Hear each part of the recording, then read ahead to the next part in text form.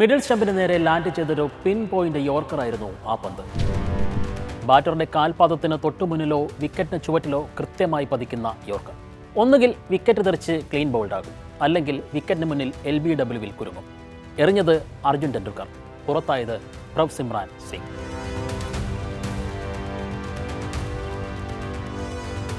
Flick ചെയ്യാനുള്ള പ്രഭ്സിമ്രാന്റെ ശ്രമം അതിദയനീയമായി പാഴായി പോവുകയായിരുന്നു.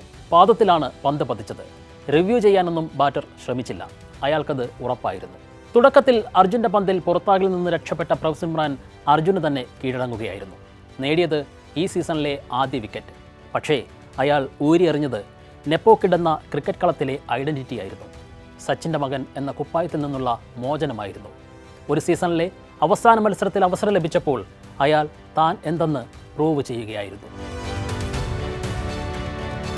സന്തോഷം സച്ചിനിൽ നിന്ന് അണപൊട്ടി ഒഴുകി. അഭിമാനത്തോടെ അർജുൻ്റെ അച്ഛൻ സമൂഹമാധ്യമത്തിൽ ഇങ്ങനെ കുറിച്ചു: വെൽഡൺ അർജുൻ, നീ നിന്നിലർപ്പിച്ച വിശ്വാസത്തിന്, കാത്തുസൂക്ഷിച്ച ക്ഷമയ്ക്ക്, അവസരങ്ങൾ അകന്നു നിന്നപ്പോഴും നിരാശപ്പെടാതിരുന്നതിന്. ക്രിക്കറ്റ് എപ്പോഴും നിങ്ങളുടെ മികവിനെ പോലെ നിങ്ങളുടെ ക്ഷമയെയും പരീക്ഷിക്കും. അത് രണ്ടും നീ ഇന്ന് മനോഹരമായി നടപ്പാക്കി. പാദങ്ങൾ ഭൂമിയിൽ തന്നെ ഉറച്ചു നിൽക്കട്ടെ. ക്രിക്കറ്റിനോടുള്ള സ്നേഹം ഇനിയും എന്നത്തെയും പോലെ നിന്നിൽ തുടരട്ടെ. Love you always. സച്ചിൻ എന്ന അച്ഛനും അർജുൻ എന്ന മകനും ഇന്നേറെ അഭിമാനിക്കാം. മകനു വേണ്ടി ഒരു തരി പോലും ശുപാർശ ചെയ്യാത്തൊരച്ഛനും അച്ഛൻ്റെ വാക്കുകൾ എന്നും നയിക്കുന്നൊരു മകനും. അച്ഛൻ്റെ മകൻ എന്നാണ് ക്രിക്കറ്റ് ലോകം അർജുനെ വിശേഷിപ്പിച്ചിരുന്നത്. മഹാനായ സച്ചിൻ ടെണ്ടുൽക്കറുടെ മകൻ. പക്ഷേ തികച്ചും പ്രൊഫഷണലായ സച്ചിൻ ഒരിക്കൽ പോലും തൻ്റെ മകനു വേണ്ടി എവിടെയും ശുപാർശ ചെയ്തിട്ടില്ല എന്നതാണ് സത്യം. തൻ്റെ മകനായിരിക്കുമ്പോഴും ഒരു പ്ലെയർ എന്ന നിലയിൽ തികച്ചും പ്രൊഫഷണലായിരുന്നു ആ ബന്ധം. മുംബൈ ഇന്ത്യൻസിൻ്റെ മെൻറ്ററായിരിക്കുന്ന കാലത്ത് പോലും സച്ചിൻ തൻ്റെ മകനു വേണ്ടി ഇടപെട്ടിട്ടില്ല. ഒന്ന് ഓർത്തു നോക്കൂ, സച്ചിൻ ടെണ്ടുൽക്കറുടെ ഒരൊറ്റ ഫോൺ കോൾ മതി അർജുൻ ടെണ്ടുൽക്കറിന് ഇന്ത്യൻ ക്രിക്കറ്റ് ടീമിൽ അരങ്ങേറാൻ.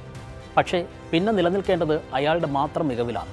അതുകൊണ്ട് മകൻ സ്വയം മികവ് തെളിയിച്ച് മുന്നേറട്ടെ എന്ന നിലപാടെടുത്ത അച്ഛനാണ് സച്ചിൻ. ടീം സെലക്ഷനെക്കുറിച്ച് ആലോചിച്ച് വിഷമിക്കേണ്ട. കളിയിൽ മാത്രം ശ്രദ്ധിക്കുക. ക്രിക്കറ്റിനെ സ്നേഹിക്കുക. കഠിനാധ്വാനം തുടരുക. സച്ചിൻ മകന് നൽകിയ ഉപദേശം അതായിരുന്നു.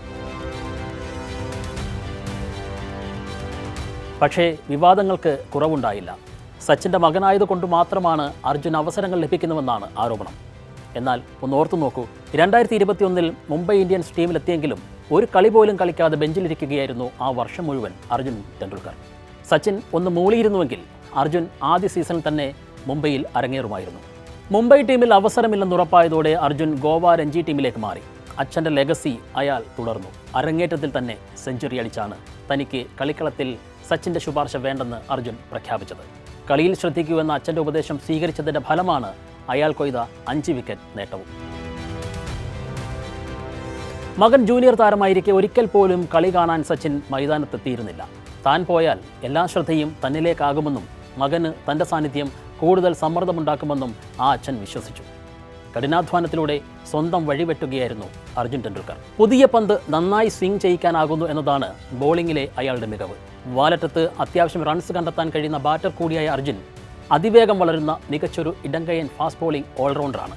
രഞ്ജി ട്രോഫിയിൽ 33 ഇന്നിംഗ്സുകളിൽ നിന്നായി 1 സെഞ്ചുറിയും 2 അർദ്ധ സെഞ്ചുറികളും സഹിതം 685 റൺസും 52 വിക്കറ്റുകളും ഇതിനകം നേടിയിട്ടുണ്ട്. അരങ്ങേറ്റത്തിലെ 120 റൺസ്, ലിസ്റ്റ് എ ക്രിക്കറ്റിലെ 26 വിക്കറ്റുകൾ, സയ്യിദ് മുഷ്താഖ് അലി ട്രോഫിയിലെ 36 വിക്കറ്റുകൾ, 194 റൺസുകൾ, IPLൽ 6 മത്സരങ്ങളിലെ 4 വിക്കറ്റുകൾ. വിമർശകരോടാണ്, ഈ കണക്കുകൾ കാണുമ്പോഴെങ്കിലും നിങ്ങൾ പറയരുത് ഇത് സച്ചിൻ്റെ മകനായതുകൊണ്ടുള്ള നേട്ടമാണെന്ന്.